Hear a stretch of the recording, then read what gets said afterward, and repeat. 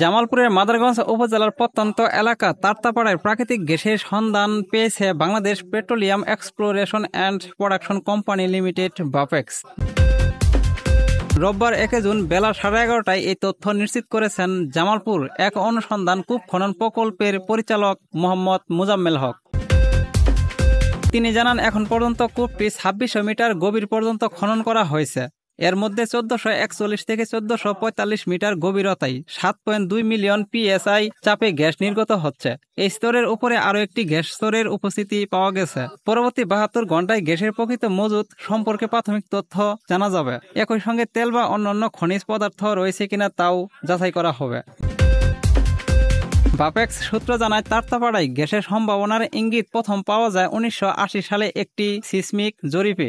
পরে 2014-15 অর্থবছরে আবারও সিসমিক ডেটা সংগ্রহ এবং 2015-16 অর্থবছরে ক্লোজ গিট সার্ভে করা হয়।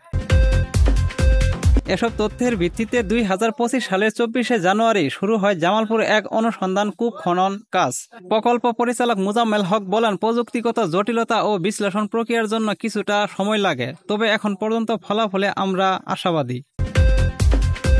বাপেক্স আশা করছে, যদি কূপ থেকে প্রত্যাশিত হারে গ্যাস উত্তোলন করা সম্ভব হয় তাহলে প্রতিদিন প্রায় 10 মিলিয়ন ঘনফুট গ্যাস উত্তোলন করা যাবে, যার বাজার মূল্য প্রায় 16,700 কোটি টাকা। এদিকে নিজ এলাকায় গ্যাসের সন্ধান মেলায় উল্লাসিত তারতাপাড়ার সাধারণ মানুষ। অনেকেই বলছেন, এই প্রকল্প শুধু জাতীয় অর্থনীতির উন্নয়নেই নয়, স্থানীয় পর্যায়ে কর্মসংস্থানের নতুন রাস্তা খুলে দেবে। 3 মাস মেয়াদী এই অনুসন্ধান প্রকল্পের জন্য বরাদ্দ ছিল 168 কোটি টাকা। পরিকল্পনা অনুযায়ী কূপটি 3000 মিটার গভীর পর্যন্ত খনন করা হবে।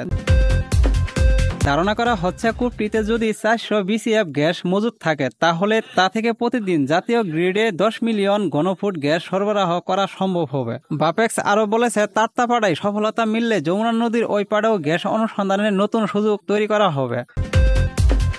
তো ভিউয়ার্স, আপনাদের কি মন্তব্য অবশ্যই কমেন্টসে লিখে যাবেন আর ভিডিওটি শেয়ার করে সবাইকে দেখার সুযোগ করে দিবেন।